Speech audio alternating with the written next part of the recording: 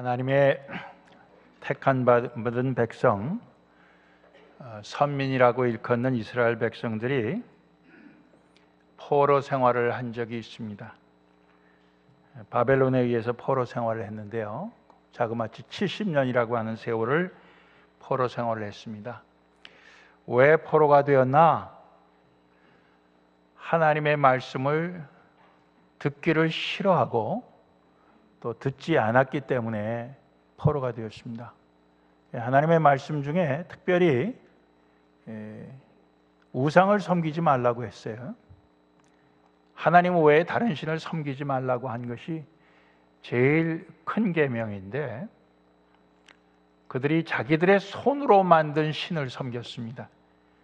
여호와 하나님은 우리 인간들이 만들어낸 신이 아니고, 하나님은 스스로 계신 분이고, 하나님은 천지를 지으신 분이고, 하나님은 우리 인간을 지으신 분인데, 그 하나님 외에 자기들 마음에 드는 신을 자기들 손으로 나무나 돌이나 쇠나 이런 걸 통해서 만들어 갖고 섬겼습니다. 그거는 주변에 있는 다른 민족들이 그렇게 하는 걸 보고 이들도 그 흉내를 낸 것이에요. 그래서 하나님께서 그들을 깨우치려고 하나님의 종 선지자를 부지런히 보냈다고 되어 있습니다. 예레미야 25장 4절 이하의 말씀을 볼 것 같으면은, 선지자를 너희에게 부지런히 보냈지만 너희가 듣지 아니하였으며 귀를 기울여 들으려고도 아니했다, 그렇게 말씀하고 있습니다.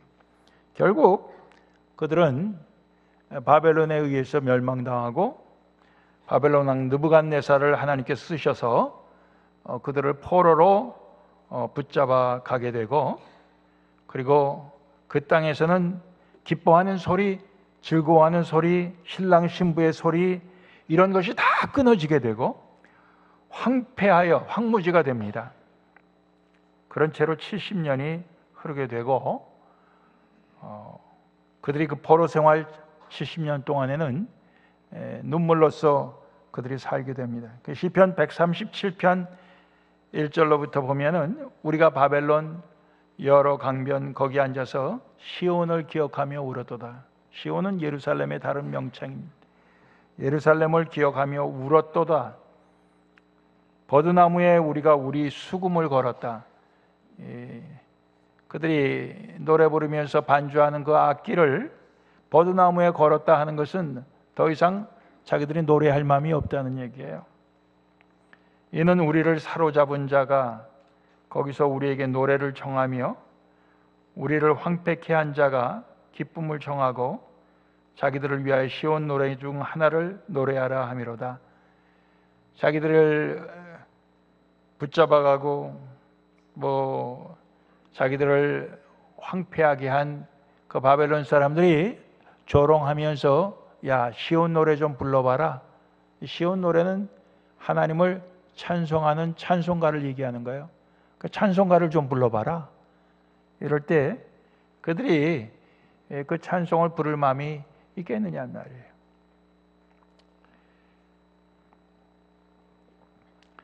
그런 70년의 생활이 끝나고 하나님께서는 약속하신 대로 고레스라고 하는 왕을 통해서 그들을 해방시킵니다. 그래서 그 돌아오는 그 기쁨을 오늘 시편 126편은 기록하고 있습니다. 여호와께서 시온의 포로를 돌리실 때, 바벨론의 포로 생활 마치고 시온으로 다시 그들을 돌아오게 하실 때 우리가 꿈꾸는 것 같았도다 그랬습니다. 꿈만 같다 그런 얘기. 믿어지지 않는, 정말 이런 일이 있을 수 있을까? 현실적으로 이런 일이 일어날 수 있을까? 그들이 전혀 기대하지 못했던 일입니다. 그때 우리 입에는 웃음이 가득하고 우리의 혀에는 찬양이 찼었도다. 우리에게 그런 기쁨이 있을 뿐만 아니라 주변에 있는 열방 사람들이 말하기를 여호와께서 저희를 위하여 대사를 행하셨다 하였도다. 주변에 있는 다른 민족들까지 저들의 하나님 여호와께서 저들을 위하여 참으로 위대한 일을 행하셨구나. 그걸 인정하게 되었다 그런 얘기입니다. 여호와께서 우리를 위하여 대사를 행하셨으니 우리는 기쁘도다. 이렇게 말씀하고 있습니다. 우리는 이스라엘 백성들하고 똑같은 그런 경험을 겪지는 않았지만은 우리의 조상들도 또 일제 시대에 오랜 동안 우리는 독립을 잃어버리고 자주 국가로서의 그런 삶을 잃어버리고 그 밑에서 살았습니다. 그리고 광복의 기쁨을 맞이했어요. 그래서 그 광복절의 그 기쁨이 아마 이것과 비슷하지 않겠나 이런 생각을 합니다. 또 영적으로는 우리 개인이 죄에서 해방되어 하나님의 자녀된 것이 어떻게 보면 이런 기쁨과 같다고 생각합니다. 그래서 우리가 이제 더 이상 죄의 종로로 타지 아니하고 마귀의 종로로 타지 아니하고 우리 하나님의 자녀로서 하나님 기뻐하시는 의로운 삶을 살게 된 것이 하나님께서 예수 그리스도를 통해서 그리스도의 십자가 희생을 통해서 우리에게 행하신 대사 위대한 일이라 그것보다 더 위대한 일은 없다. 그렇게 우리가 고백하면서 사는 줄로 믿습니다.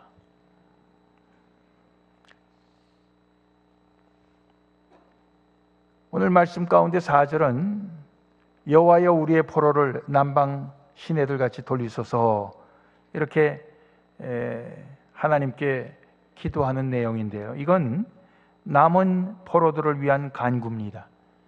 우리는 돌아왔지만 아직 돌아오지 못하고 또 자기들이 스스로 원하지 않아서 70년이라고 하는 세월을 거기서 살다 보니까 거기에서 뿌리를 내리고 살만 하니까 오지 않은 사람들도 있는데 그러나 그들도 다시 돌아오게 해 주시옵소서 이러한 간구입니다.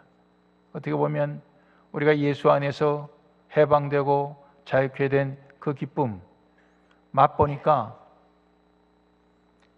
아직까지 세상 속에서 그러한 기쁨을 맛보지 못하고 그래도 살만하다고 사는 사람들에 대한 그 마음이 쓰이는 거예요. 그래서 그들에게도 이런 해방의 기쁨을, 이런 자유의 기쁨을 맛보게 해달라는 그런 간구를 여기서 하고 있습니다. 5절과 6절 말씀에서는 어떻게 보면 이것은 하나의 결단이요 또 하나는 소망이 되는 것입니다. 눈물을 흘리며 씨를 뿌리는 자는 기쁨으로 거두리로다. 울며 씨를 뿌리러 나가는 자는 정녕 기쁨으로 그 단을 가지고 돌아오리로다. 이제 예루살렘에 와서 보니 거기에는 황무지가 되어버리고 말았어요. 거기에서 다시 농사도 지어야 되고 또 거기에서 양도 키워야 되고 또 자기들의 살 집도 지어야 되고 또 하나님을 예배하는 성전도 다시 지어야 되고 또 울타리인 성벽도 다시 건설을 해야 되고 모든 것이 처음부터 다시 시작하는 일입니다. 그랬을 때 이들에게 있어서 그런 모든 일들이 얼마나 고생스러운 일이었겠습니까? 그래서 비유컨대 울며 씨를 뿌리는 것으로 그렇게 비유를 했습니다. 그러나 거기에는 소망이 있어요. 그렇게 울며 씨를 뿌리다 보면은 언젠가는 기쁨으로 거두리로다. 기쁨으로 그 추수단을 가지고 돌아오게 될 날이 반드시 있을 것이다. 이러한 소망을 갖고 그들은 씨를 뿌리는 거예요. 저는 이 농촌에서 삶의 경험이 없기 때문에 모르지만은 그러나 제가 생각해 볼 때 농부들이 씨를 뿌리러 나갈 때 제 생각에는 언젠가는 이 씨가 알곡이 되어서 추수할 때를 생각하면서 흥얼흥얼 노래를 부르면서 농부가 일하면서 부르는 그런 노래를 갖다 흥얼흥얼 콧노래를 부르면서 그러면서 씨를 뿌릴 거라고 생각이 돼요. 근데 오늘 말씀 가운데는 울면서 씨를 뿌린다고 돼 있어요. 그러니까 좀 이게 이해가 안 되는 말씀 아니겠습니까? 모르겠어요. 농촌 생활을 하시고 농사를 지어보신 분들은 훨씬 더 마음속에 와닿을지 모르지만은 저는 이게 별로 마음에 와닿지가 않았어요. 야, 왜 울며 씨를 뿌리냐? 나중에 추수단을 거두게 될 터인데, 예? 신나게 씨를 뿌려야지. 예? 노래 부르면서 기뻐하면서 씨를 뿌려야지. 왜 울면서 씨를 뿌리느냐? 이게 이해가 잘 안 됐습니다. 그래서 제가 좀 성경 여기저기를 찾아보니까 어디하고 연관을 시키면 좋겠나 보니까 누가복음 6장 20절 이하의 말씀과 연관시키면 좋겠다 이런 생각이 들었어요. 누가복음 6장 20절 이하의 말씀을 통해서 이제 우리도 울며 씨를 뿌려봅시다. 우리도 울며 씨를 뿌리는 자가 됩시다. 이렇게 우리가 이제 오늘 말씀을 우리의 삶 가운데 적용시킬 수가 있는데요. 울며 씨를 뿌리는 자가 되는 그 내용의 우리 한 세 가지로 우리 누가복음 6장을 조금 나눌 수가 있습니다. 첫 번째는 하나님의 나라를 위하여, 하나님의 나라를 위하여 울며 씨를 뿌린다. 20절 21절 말씀을 보니까 예수님이 제자들에게 향한 말씀이 가난한 자는 복이 있다. 하나님의 나라가 너희의 것이기 때문에. 또 이제 줄인 자는 복이 있다. 너희가 배부름을 얻을 것이기 때문에. 이제 우는 자가 복이 있다. 왜? 너희가 웃게 될 것이기 때문에. 이렇게 말씀하고 있어요. 하나님의 나라를 위하여 가난하게 되고 하나님의 나라를 위하여 배고프게 되고 하나님의 나라를 위하여 우는 자는 복이 있다. 이렇게 말씀하고 있어요. 제가 저희 교회 처음 전도사로 왔을 때 설교할 기회가 주어지면은 제가 이따금씩 부자들을 공격하는 설교를 이따금씩 했습니다. 왜냐하면은 제가 미국을 가난하게 왔어요. 그래갖고 이 가난한 생활을 하고 있는데 우리 교인들 보니까 잘 사는 사람들이 많아요. 가보니까 집도 좋은 집 같고 이렇게. 그러니까 보니까 배가 아픈 거예요. 그래갖고는 부자에 대한 그 공격 까는 설교를 갖다 이따금씩 했어요. 근데 제가 좀 미국 생활을 하다 보니까 저 사람들이 저렇게 집도 사고 차도 사고 이러면서 안정된 삶을 살게 되는 것이 거저된 것이 아니고, 첫째는 하나님의 은혜지만은 그러나 저 사람들이 열심히 근면하게 일을 해서 얻은 결과구나 하는 것을 금방 알게 됐어요. 그러다 보니까 미국에서 돈 버는 게 얼마나 힘들고 미국에서 이민 생활하는 게 얼마나 힘들다 하는 걸 저도 이제 알게 되니까 이제 그런 설교를 할 수가 없죠.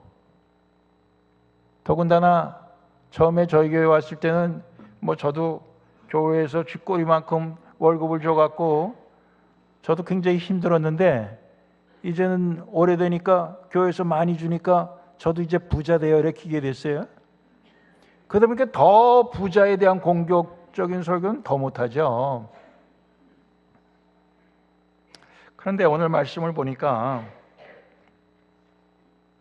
부자인데도 하나님의 나라를 위해서 가난하게 되는 자, 부자인데도 배부른데도 하나님의 나라를 위해서 배고프게 되는 자, 날마다 웃을 일들이 많은데 그럼에도 불구하고 하나님의 나라를 위해서 우는 자, 이런 사람이 복이 있다, 그렇게 말씀하고 있는 것입니다. 어렵죠? 어려워요. 부유한데 가난하게 되는 게 얼마나 어려워요. 배부른데 배고프게 되는 게 얼마나 어려워요. 웃을 일이 많은데 울게 되는 게 얼마나 힘들어요. 그런데 그 모든 것이 하나님의 나라를 얻기 위하여, 하나님의 나라라고 하는 그 제목을 갖고 그렇게 한다고 할 때에 그 어려운 것이 사실은 어떻게 보면은 씨를 뿌리는 건데, 하나님의 나라라고 하는 씨를 뿌리는 건데, 울면서 씨를 뿌리게 되는 거라 이거죠. 울면서. 예. 그렇게 해석하니까 이해가 되더라고요. 예. 아, 하나님의 나라를 위해서는 울면서 씨를 뿌려야 되는구나. 울더라도, 힘들더라도, 고통스럽더라도 하나님의 나라를 위해서는 씨를 뿌려야 되는구나. 오늘 그런 말씀이 주어지는 것입니다. 하나님의 나라를 얻기 위하여 우리는 울면서 이렇게 씨를 뿌릴 수가 있다. 반면에 24절부터 25절까지 말씀, 그러나 화 있을진저 너희 부요한 자여, 너희는 너희의 위로를 이미 받았도다. 하나님의 나라를 생각하지 아니하고 그저 부요함만을 추구하고 부요함만을 누리는 사람들은 화가 있다. 화 있을진저 너희 이제 배부른 자여, 너희는 줄이리로다. 언젠가는 너희는 줄이게 될 것이다. 화 있을진저 너희 이제 웃는 자여, 너희가 애통하며 울리로다. 하나님의 나라를 생각하지 아니하고 부요하게 배부르게 날마다 웃으면서 사는 사람들에게는 오히려 화가 있겠다. 우리 주님의 말씀입니다. 거지 나사로와 부자의 비유에서 우리는 그 이해를 찾아볼 수가 있는 것입니다. 두 번째, 울면서 씨를 뿌리는 것은 예수님 때문에 하는 행위입니다. 22절, 23절 하반절, 26절 말씀에 인자를 인하여, 예수님은 자기 자신을 인자, 사람의 아들, 이렇게 말씀을 많이 하셨어요. 나 때문에 사람들이 너희를 미워하며 멀리하고 욕하고 너희 이름을 악하다 하여 버릴 때에는 너희에게 복이 있도다. 23절 하반절에 저희 조상들이 선지자들에게 이와 같이 하였느니라. 이스라엘의 조상들이 참 선지자에게 이렇게 행했습니다. 반면에 26절 보면 모든 사람이 너희를 칭찬하면 화가 있도다. 저희 조상들이 거짓 선지자들에게 이와 같이 하였느니라. 이렇게 말씀하고 있습니다. 우리는 가능한 많은 사람이 우리를 칭찬해 주기를 원하고, 우리를 사랑해 주기 원하고, 우리를 가까이 해 주기를 원하고, 우리를 좋게 말해 주기를 원합니다. 그런데 성경적으로 볼 때는 거짓 선지자가 그런 대우를 받았죠. 참 선지자는 그런 대우를 받지 못했다는 거예요. 그러면서 나 때문에 너희가 욕을 먹고, 나 때문에 미움을 받고, 나 때문에 사람들에게 인정을 받지 못하면은 너희에게는 복이 있다. 이렇게 말씀하시는 것입니다. 쉽지 않죠. 예수님 때문에 내가 사람들이 나를 욕할지라도 난 예수님 때문에 이렇게 살겠다 결단하고 그대로 살아나가는 거 쉽지 않아요. 사람들이 다 나와 가까이 하지 아니하고 나를 미워할지라도 나는 예수님 때문에 나는 이 길을 가겠다. 쉽지 않아요.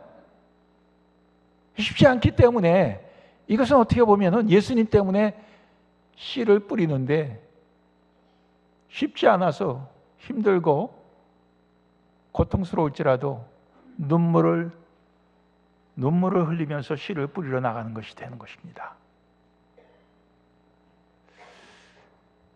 쉽지 않은 결단을 오늘 우리가 하자는 거죠. 울면서 씨를 뿌리자는 거예요. 사람들에게 좋은 소리 듣기 위해서, 사람들에게 인정받기 위해서 우리가 살다 보면 결국 화가 있는데 그것 거짓 선지자의 모습이다. 이게 거짓 선지자들의 말로는 그 결국은 다 멸망입니다. 자기만 멸망당하는 게 아니라 주변에 있는 모든 사람들을 같이 멸망으로 끌어갔던 것입니다. 그렇기 때문에 우리는 예수님 때문에, 예수님을 인하여 우리는 울면서 씨를 뿌리는 자가 되기를 원하는 것입니다. 마지막으로는 오늘 23절에 그날에 기뻐하고 뛰놀라 하늘에서 너희 상이 큼이라 그랬습니다. 그날에 하늘에서, 그날에 주님께서 심판하시는 그날에, 하늘에서, 이 땅에서가 아니라 하늘에서 너희 상이 크니까 그날에는 너희가 기뻐하고 뛰놀라 이렇게 말씀하고 있습니다. 하나님이 심판하시는 그날에 하늘에서는 기뻐하고 뛰놀 수 있지만은 이 땅에서 우리가 주님께 순종하면서 사는 것은 결국 힘들고 고통스럽고 결국 우리가 울면서 할 수밖에 없다, 이 말씀을 하고 있는 거예요.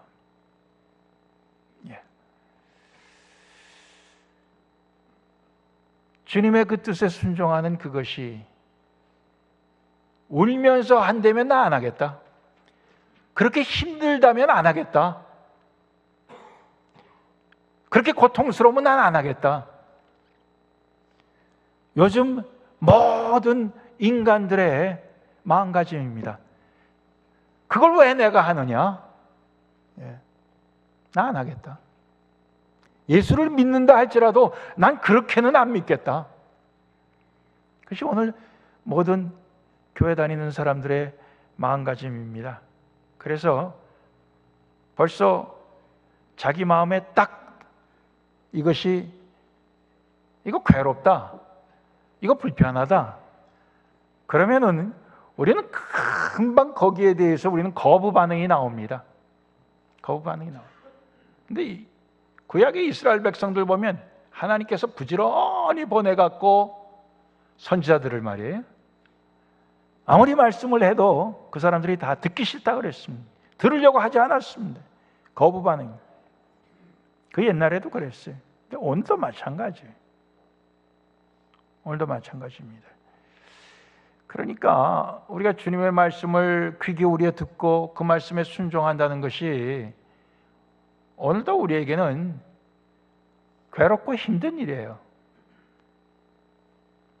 그 말씀의 씨앗이 우리의 심령에 잘 뿌려져서 30배, 60배, 100배로 열매 맺게 하는 것은 그것은 참으로 고통스러운 것입니다. 어떻게 보면 그것은 또 하나의 울면서 씨를 뿌리는 일이 되는 것입니다.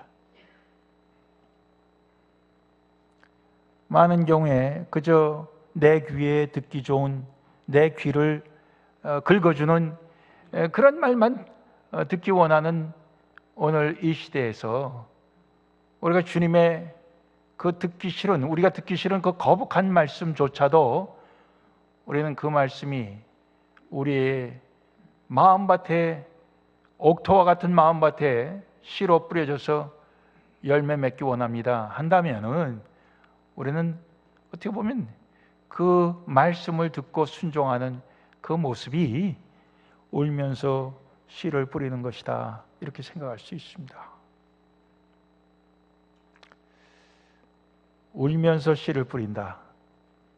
야, 기쁨으로 단을 가지고 돌아올 텐데 왜 울면서 씨를 뿌리느냐?